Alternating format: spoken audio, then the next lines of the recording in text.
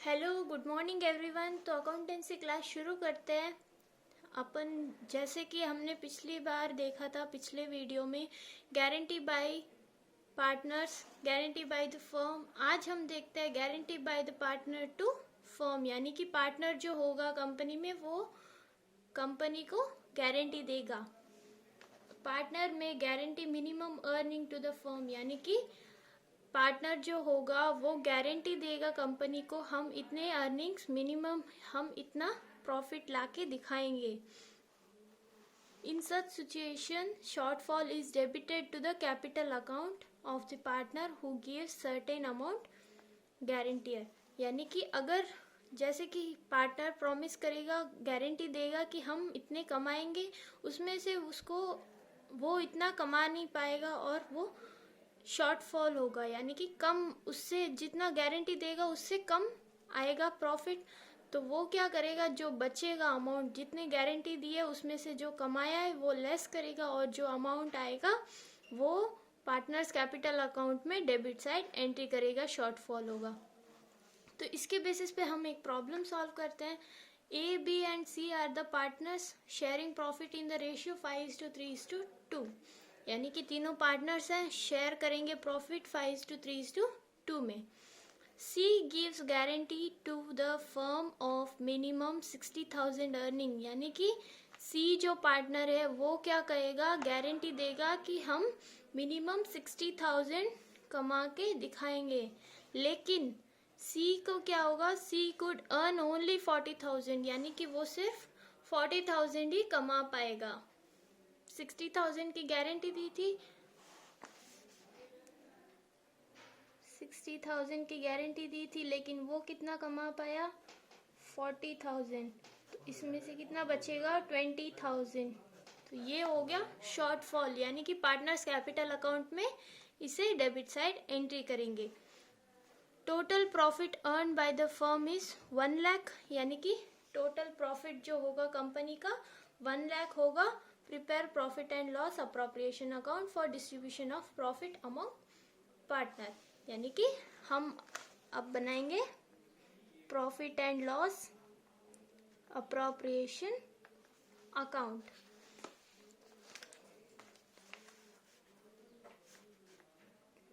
Particulars और amount, पहले जो प्रॉफिट आया है उसकी एंट्री करेंगे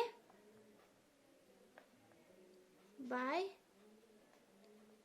नेट प्रॉफिट।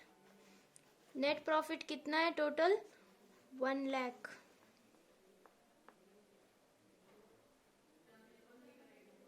ठीक है, 1 लाख नेट प्रॉफिट हुआ है। उसमें से जो शॉर्टफॉल हुआ था उसकी एंट्री हम पार्टनर्स कैपिटल अकाउंट में डेबिट साइड करेंगे। तो यानी कि profit and loss appropriation account में हम क्रेडिट साइड एंट्री करेंगे। ये हो गया क्रेडिट साइड, ये हो गया debit side. By C's capital account कितना शॉर्टफॉल हुआ था, 20,000। ठीक है, ये हो गई entry.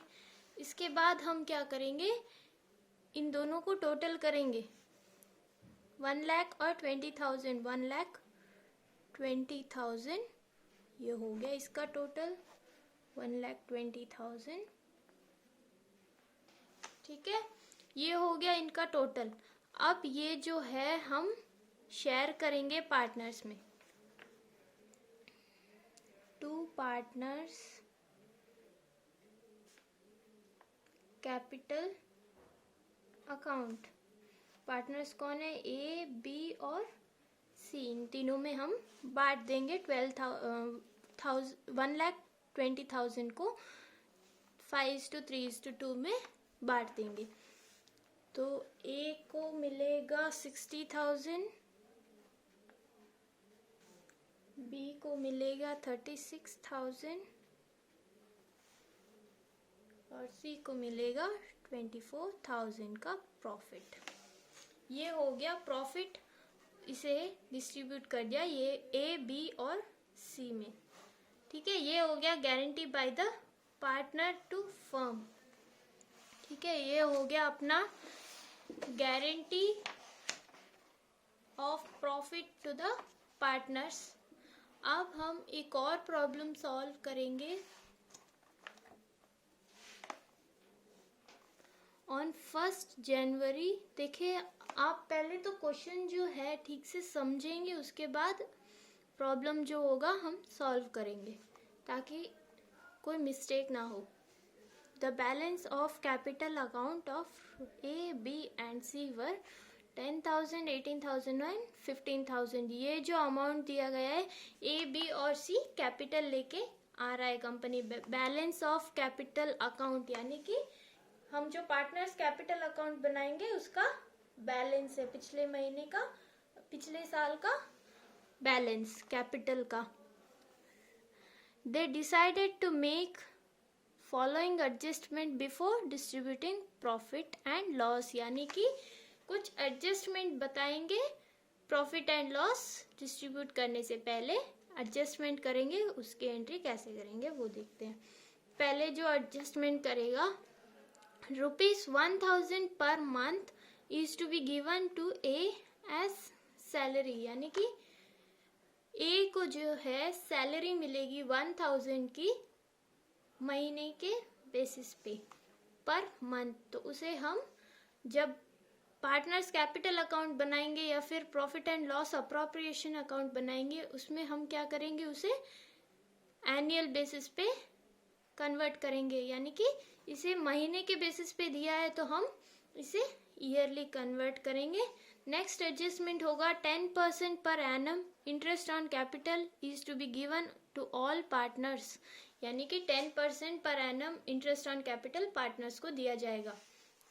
After adjusting 1 to 3 adjustments, यानी कि ये दो एडजस्टमेंट होने के बाद क्या होता है, 10% commission is to be given to A on balance of profit, यानी कि हम पहले क्या करेंगे, profit and loss appropriation account बनाएंगे, उसमें हम पहले तो प्रॉफिट जो आया है वो लिख लेंगे, जो नेट प्रॉफिट आएगा वो लिखेंगे इस तरफ क्रेडिट साइड। उसके बाद हम क्या करेंगे, शुरू करेंगे, ए को सैलरी मिलेगी वो करेंगे, उसके बाद 10% इंटरेस्ट जो पार्टनर को मिल रहा है वो उसकी एंट्री करेंगे डेबिट साइड। उसके बाद जो है बैलेंस आएगा, जो भी बैलेंस आएगा नेट प्रॉफिट में से हम इन दोनों को लेस करेंगे, जो प्रॉफिट आएगा उसे उस पे हम 10% का कमीशन देंगे ए को, ठीक है। ये एक और एडजस्टमेंट हो गया। उसके बाद आफ्टर एडजस्टिंग 1 to 4 एडजस्टमेंट, यानी कि ये सारी एडजस्टमेंट होने के बाद 1/4 part of balance of profit is to be given to B, यानी कि उसके बाद कमीशन देने के बाद उसके बाद जो प्रॉफिट और बचेगा उसको हम क्या करेंगे, 1/4 में बी को प्रॉफिट देंगे, यानी कि 1/4 के पोर्शन जो होगा उसे पार्टनर्स बी को हम देंगे।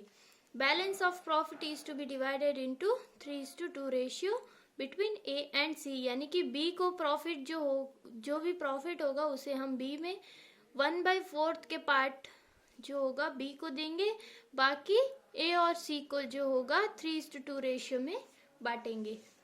On 31 December 2016 the profit of the firm was 44,900। ये हो गया net profit. Before above adjustment prepare profit and loss appropriation account of the firm and partners capital account, यानी कि हमें क्या प्रिपेयर करना है, पहले profit and loss appropriation account prepare करना है। तो चलो प्रिपेयर करते हैं, बहुत इजी प्रॉब्लम है। Profit and loss appropriation account particulars,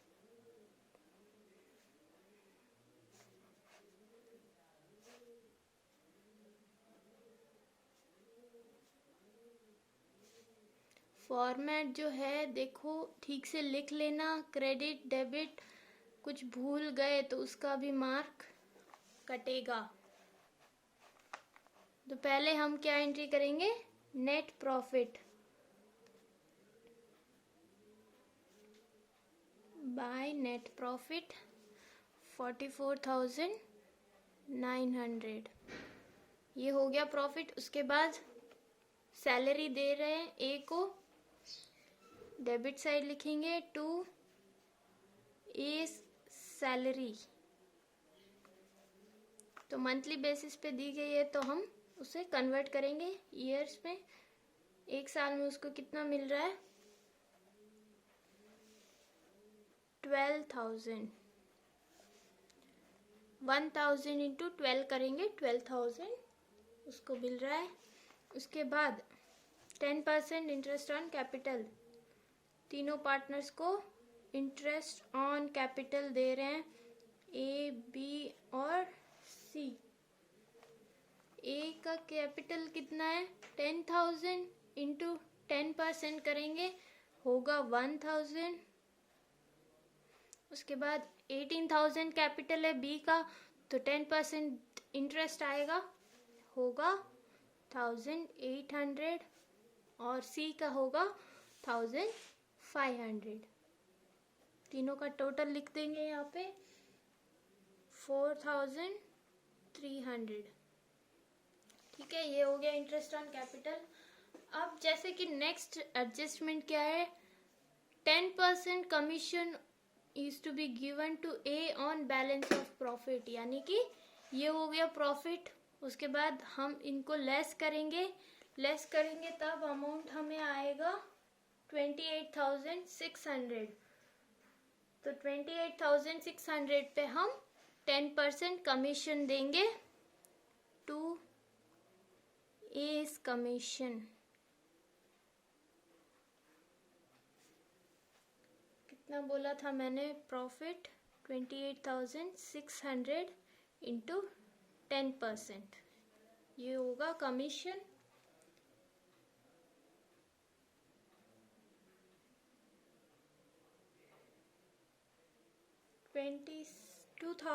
और 600, ये हो गया कमीशन। ठीक है, after adjusting 1 to 4th adjustment 1/4 of profit और 1/4 part of balance of profit is to be given to B. यानी कि हम ये सारी एडजस्टमेंट हो गए। अब क्या करेंगे प्रॉफिट जो कंपनी में आ रहा है उसे डिस्ट्रीब्यूट करेंगे टू पार्टनर्स कैपिटल अकाउंट। पहले बी को देंगे 1/4 बैलेंस जो आ रहा है, इसमें बैलेंस आ रहा है 26,000 टू 1/4, ये होगा बी का। उसके बाद ए को देंगे 3:2 रेशियो में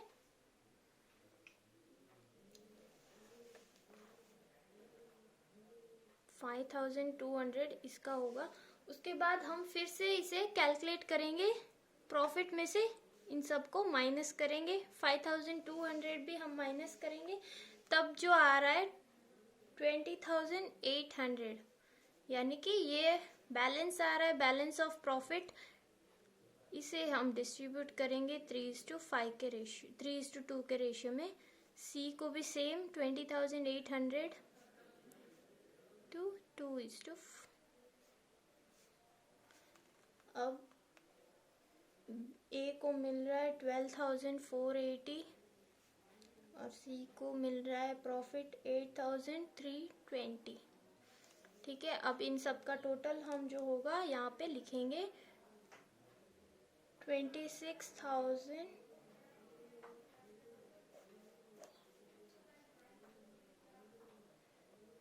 ये हो गया net profit total.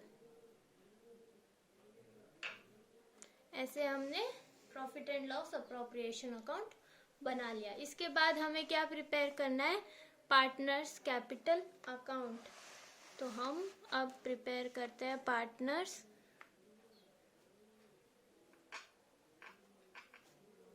Capital account. Format क्या है debit credit date particulars. 3 partner है तो ए बी और सी। फिर से क्रेडिट साइड होगा डेट पर्टिकुलर्स ए बी और सी। ठीक है, पार्टनर्स कैपिटल अकाउंट बनाते हैं। पहले क्या है, बैलेंस लिखेंगे हम बाय बैलेंस ब्रॉट डाउन। जैसे कि आपको क्वेश्चन में पहले ही दिया गया था, balance of capital account A B and C were 10,000, 18,000 और 15,000। वो हम यहाँ पे लिखेंगे 10,000, 18,000 और 15,000। ठीक है, ये हो गया बैलेंस। उसके बाद सैलरी दे रहे हैं ए को, बाय सैलरी सिर्फ ए को मिल रहा है इसीलिए 12,000 सिर्फ ए को। उसके बाद interest on capital by interest on capital 1,000, 1,800 और 1,500। ये हो गया इंटरेस्ट ऑन कैपिटल। उसके बाद कमीशन बाय कमीशन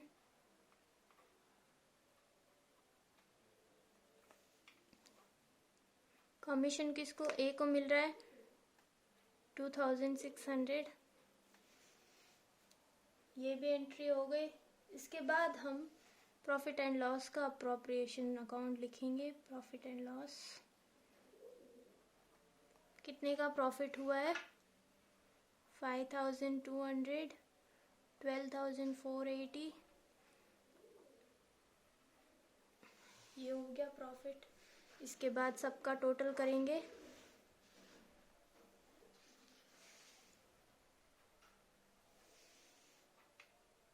ए का हो गया 38,080 रुपीज, बी का हो गया 25,000 और सी का होगा 24,820। तो इस साइड भी हम सेम अमाउंट लिखेंगे।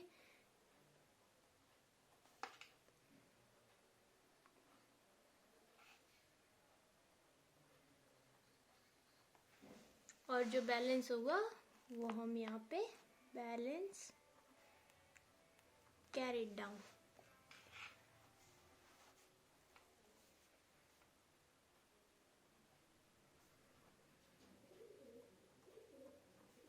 इस तरफ से कोई एंट्री हुई नहीं, यानी कि हम जो टोटल किया है वही अमाउंट यहाँ पे लिख देंगे। अगर यहाँ पे कोई एंट्रीज होती, यानी कि इंटरेस्ट ऑन ड्राइंग्स या कुछ हम देते, तब क्या करते, ये जो क्रेडिट साइड है उसको टोटल लेंगे और इसमें से लेस करेंगे। तो यहाँ पे कोई इंटरेस्ट ऑन ड्राइंग्स कुछ नहीं दिया गया है, इसीलिए टोटल जो होगा वही बैलेंस होगा नेक्स्ट ईयर के लिए। ठीक है, ऐसे होगा एडजस्टमेंट एंट्रीज। तो यहाँ पे ये चैप्टर एंड होता है। अब हम स्टार्ट करेंगे नेक्स्ट चैप्टर। तो हमारा जो नेक्स्ट चैप्टर है, सेकेंड चैप्टर, वो है एडमिशन ऑफ न्यू पार्टनर। यानी कि अगर कंपनी में नया पार्टनर एडमिट होता है, नया पार्टनर की एंट्री होती है, तब कैसे हम एडजस्टमेंट्स करेंगे, कहाँ पे चेंजेस आते हैं, क्या क्या एडवांटेजेस है, क्या डिसएडवांटेजेस है। ठीक है, सेकेंड चैप्टर जो है एडमिशन ऑफ न्यू पार्टनर। ठीक है, नवी भागीदार का प्रवेश। Admission of new partner means admission of a new member as a owner of firm.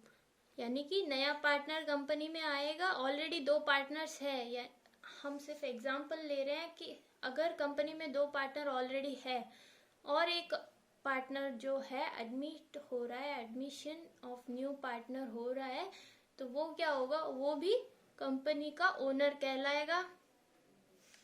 Resulting in increase in number of the partner in the firm. यानी कि partner एक और बढ़ रहा है कंपनी में। According to section 31 of Indian Partnership Act 1932, यानी कि इंडियन पार्टनरशिप एक्ट 1932 के अकॉर्डिंग आपको ये याद रखना है, इंडियन पार्टनरशिप एक्ट 1932 यानी कि इंडियन पार्टनरशिप एक्ट कब एस्टैब्लिश हुआ था, ऐसे आपको क्वेश्चन पूछा जा सकता है, तब आपको ये लिखना है 1932। ठीक है। उसके बाद ए पर्सन में B admitted as a partner in the firm with the consent of existing partner, यानी कि नया पार्टनर आ रहा है, at the same time he become answerable for all the activities of the firm, यानी कि वो भी एक answerable होगा पर्सन, यानी कि उसकी भी कुछ जिम्मेदारियां होगी एक्टिविटीज में, फर्म के एक्टिविटीज में। The person so admitted as a partner shall not be liable for the past acts of the firm, यानी कि पिछले जो भी एक्सपेंसेस या फिर लॉसेस प्रॉफिट्स जो भी हुआ है उसमें उसका कोई लेना देना नहीं है। पास्ट में जो हो गया वो हो गया, उसको कुछ फर्क नहीं पड़ना चाहिए। अब से अगर अभी जैसे वो एंट्री हो रहा है, एडमिट हो रहा है कंपनी में नया पार्टनर, तो उसके बाद जो भी होगा वो उसके लिए लायबल होगा। After admission of new partner gets the following two rights, यानी कि नया पार्टनर आ रहा है, उसके क्या राइट्स होंगे, उसके क्या हक होंगे, अधिकार होंगे, वो देखते हैं। Rights to share in the assets of the firm, यानी कि उसका अधिकार क्या होगा, जो कंपनी में असेट्स है, जो भी शेयर असेट्स जो है उस पे उसका अधिकार होगा, फर्म में जो भी एसेट्स होंगे उसका अधिकार होगा उस पे। Right to share in future profit of the firm, यानी कि कंपनी में जो प्रॉफिट होगा उसका भी उस पे अधिकार होगा, यानी कि कोई प्रॉफिट हो रहा है फ्यूचर में ज़्यादा तो उस पे भी उसका हक होगा। दो राइट्स है, नए कंपनी में पार्टनर आ रहा है, कंपनी में नया पार्टनर आ रहा है तो उसका क्या राइट्स होगा, एक तो उसमें जो कंपनी में एसेट्स हैं उस पे उसका अधिकार होगा, और जो प्रॉफिट हो रहा है उस पे भी उसका अधिकार होगा। ठीक है। New partners brings a capital to get right in the assets of the firm, यानी कि नया पार्टनर आ रहा है और वो कैपिटल लेके आएगा कंपनी में, यानी कि इसमें जो है नया पार्टनर आ रहा है तो उसमें एडवांटेजेस भी हो और डिसएडवांटेजेस भी है। अब जैसे कि एडवांटेज क्या होगा, नया पार्टनर कंपनी में आ रहा है तो उसमें से जो पुराने पार्टनर्स हैं, देखिए मैं बताती हूँ। अब जैसे कि ये फर्म है, ठीक है, ये हो गया फर्म, इसमें दो ऑलरेडी पार्टनर्स थे, ए और बी, ये दो पार्टनर्स थे। अब तीसरा पार्टनर आ गया है सी, इन दोनों को प्रॉफिट, अब जैसे कि इस साल में 10,000 का प्रॉफिट हुआ है, ठीक है, 10,000 का प्रॉफिट हुआ है। तो पहले जब दो पार्टनर्स थे उनमें जो बटता था तब क्या होता था, 5,000 इसको मिलता था और 5,000 बी को मिलता था, दोनों को बराबर प्रॉफिट मिलता था। अब क्या है, इसमें से जो प्रॉफिट आ रहा है इसमें से सी को भी देना पड़ेगा, तो ये क्या हो गया, डिसएडवांटेज हो गया इन पार्टनर्स के लिए, और इसके लिए क्या होगा, एडवांटेज होगा। तो इसमें से घटेगा तभी तो इसको मिलेगा, तो इसमें से इनको कुछ भाग जो होगा तो सी को देना पड़ेगा, ऐसे पार्टनर को प्रॉफिट देना पड़ेगा। तो इसीलिए नया पार्टनर जो आ रहा है वो कंपनी में क्या लेके आएगा, कैपिटल लेके आएगा, क्योंकि उसका असेट्स पे अधिकार होगा, यानी कि उसका राइट होगा असेट्स पे जो फर्म में है। द अमाउंट ही पे for share in future profit is called goodwill, यानी कि उसका जो राइट होगा असेट्स पे और जो राइट होगा प्रॉफिट पे उसे क्या कहेंगे, गुडविल। नेक्स्ट इसमें हम क्या क्या कौन कौन से बदलाव आएंगे वो देखते हैं। Main adjustment at the time of admission of new partners, यानी कि नया पार्टनर आने की वजह से हमें क्या क्या एडजस्टमेंट करनी पड़ेगी। पहले तो हम कैलकुलेट करेंगे न्यू प्रॉफिट शेयरिंग रेशियो। पहले क्या करेंगे, पहले तो दो ही पार्टनर्स थे, उसमें हम जो रेशियो होता था उसमें प्रॉफिट शेयर कर लेते थे। अब क्या हो रहा है, नया पार्टनर आ रहा है तो नया profit sharing ratio find out करना पड़ेगा, और सैक्रिफाइस रेशियो भी हम देखेंगे। जो पुराने पार्टनर्स है उन्हें कुछ सैक्रिफाइस करना पड़ेगा, नया पार्टनर आ रहा है तो उसका भी रेशियो देखेंगे, जो पुराने पार्टनर कितने सैक्रिफाइस कर रहे हैं नए पार्टनर के लिए। उसके बाद valuation and accounting for goodwill. Valuation and accounting for goodwill यानी कि नया पार्टनर कैपिटल लेके आ रहा है तो एडजस्टमेंट तो होगी। जो नया पार्टनर कैपिटल लेके आएगा उस पर हम एडजस्टमेंट होगी, उसके लिए कैलकुलेट करेंगे गुडविल। उसके बाद होगा revolution of assets and reassessment of liabilities. Assets और लायबिलिटीज में भी चेंजेस आएंगे, क्योंकि नया पार्टनर आ रहा है तो कुछ और भी एक्स्ट्रा असेट्स या लायबिलिटीज भी हो सकती है, या फिर एक्सपेंसेस भी हो सकते हैं, तो उसके according adjustment assets and liabilities में भी करनी पड़ेगी। Adjustment of accumulated profit reserves, इसमें भी चेंजेस होंगे, एडजस्टमेंट करनी पड़ेगी। नया पार्टनर आ रहा है तो उसमें प्रॉफिट जो होगा कंपनी में नए पार्टनर को देना पड़ेगा, या फिर रिजर्व्स जो होंगे उसको भी देना पड़ेगा। लॉसेस होंगे तो वो भी पार्टनर को डिस्ट्रीब्यूट करेंगे, नए पार्टनर को डिस्ट्रीब्यूट करेंगे।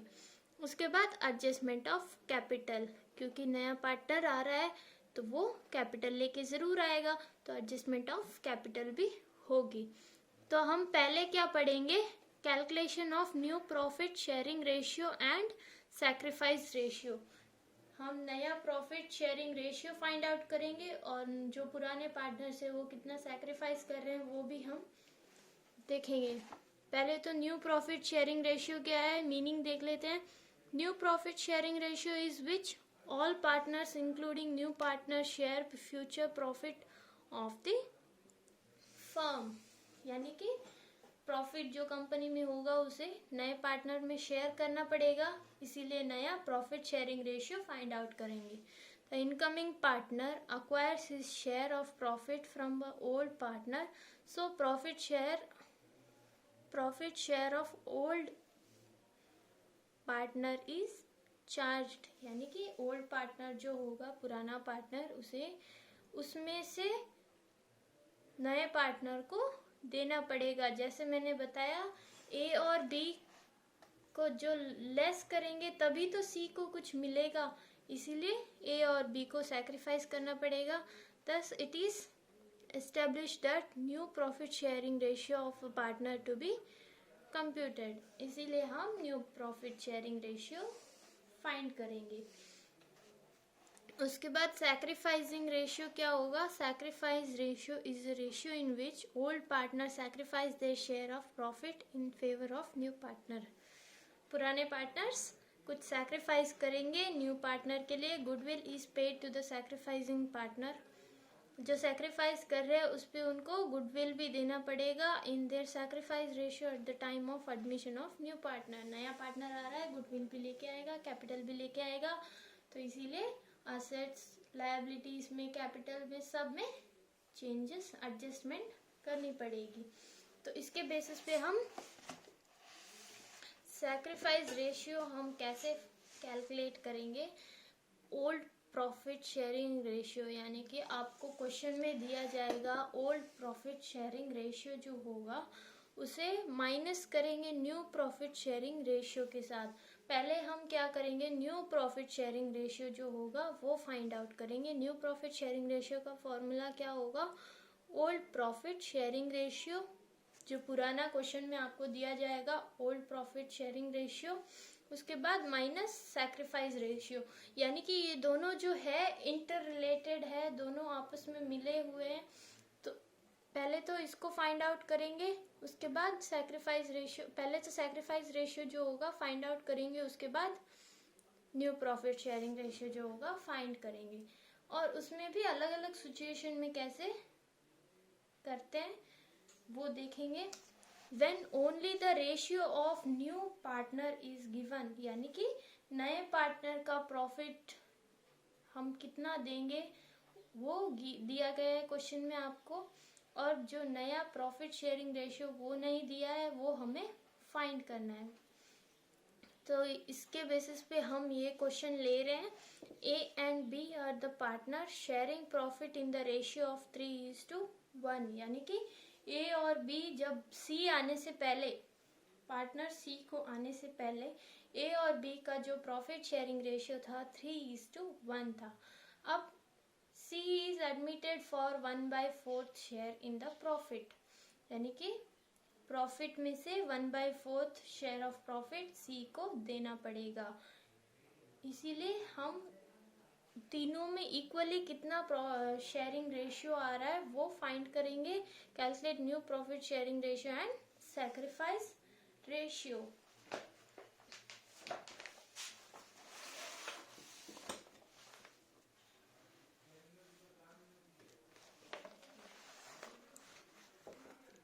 पुराना प्रॉफिट शेयर पहले लिख लेते हैं हम। ओल्ड प्रॉफिट शेयरिंग रेशियो कितना है?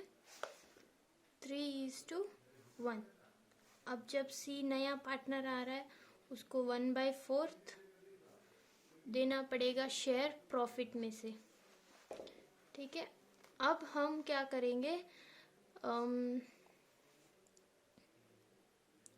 सपोज लेते हैं टोटल प्रॉफिट जो होगा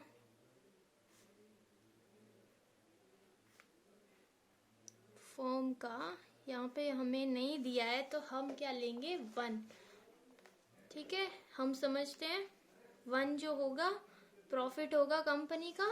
उसके बाद सी का शेयर कितना होगा 1/4।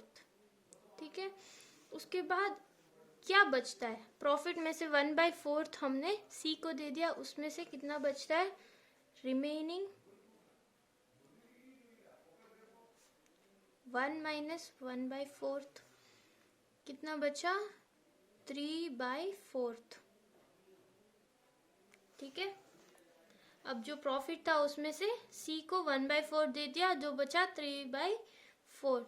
अब हम इसे ए और बी में देंगे, डिस्ट्रीब्यूट करेंगे। तो ए न्यू शेयर, ए का न्यू शेयर कितना होगा, इसका फॉर्मूला हमने क्या देखा था, new profit sharing ratio, old profit sharing ratio minus sacrifice ratio.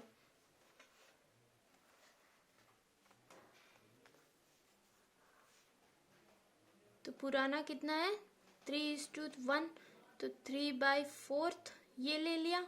उसके बाद सैक्रिफाइस रेशियो कितने का सैक्रिफाइस कर रहा है 3/4, तो ये हो गया 9/16। इसका हमें एलसीएम निकालना है। 4 मल्टीप्लाई करेंगे, 4 × 4 16, 3 × 3 9। ठीक है, ये हो गया ए का। अब हम देखेंगे बी का न्यू शेयर कितना है।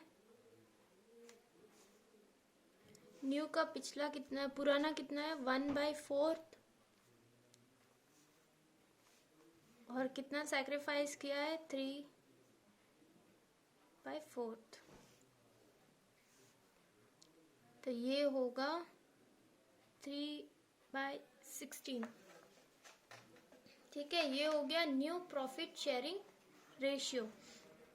अब तीनों का टोटल देखते हैं, रेशियो कितना आता है, new profit sharing ratio of A B and C, तीनों का कितना होता है।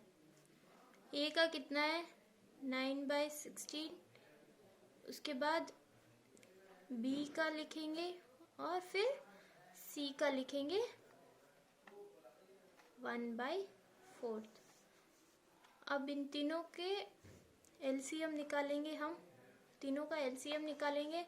16 ये हो गया, उसके बाद 9, इसका होगा 3, और 4 में से 16 कब आता है 4, तो ये हो गया 9:3:4 ये हो गया न्यू प्रॉफिट शेयरिंग रेशियो। इस रेशियो में प्रॉफिट जो कंपनी में होगा उसे 9:3:4 में बांटेंगे पार्टनर्स में। ठीक है, अब इसके बाद सैक्रिफाइस रेशियो देखते हैं, यानी कि ए और बी कितना सैक्रिफाइस कर रहे हैं। ए कितने का सैक्रिफाइस कर रहा है, पहले तो हम लिखेंगे सैक्रिफाइस रेशियो का फॉर्मूला क्या है, old profit sharing ratio minus new profit sharing ratio. तो ओल्ड प्रॉफिट शेयरिंग रेशियो कितना है 3/4, उसके बाद minus new profit sharing ratio 9/16। इसका हम एलसीएम निकालेंगे 3/16 लिखेंगे। ठीक है, एलसीएम कैसे निकालते हैं वो तो आपको पता ही होगा। 16 हम लिख देंगे, जो हाईएस्ट होगा वो 16 लिख देंगे, उसके बाद 3 आएगा। अब बी का कितना होता है 1/4 ओल्ड रेशियो, न्यू रेशियो 3/16, इसका हो गया 1/16। तो ए और बी का सैक्रिफाइस रेशियो कितना होगा,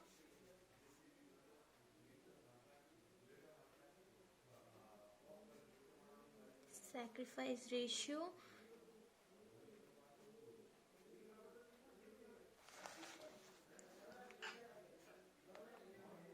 3:1। ठीक है, ये इतने का सैक्रिफाइस ए और बी कर रहे हैं सी के लिए, इसीलिए 3:1।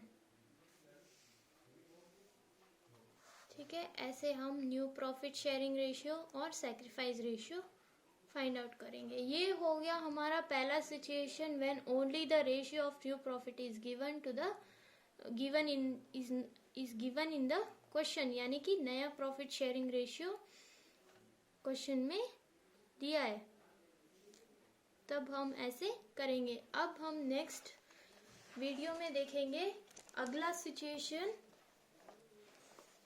कैसे होगा, और उस सिचुएशन के अकॉर्डिंग हम न्यू प्रॉफिट शेयरिंग रेशियो क्या होगा और सैक्रिफाइस रेशियो क्या होगा वो फाइंड आउट करेंगे।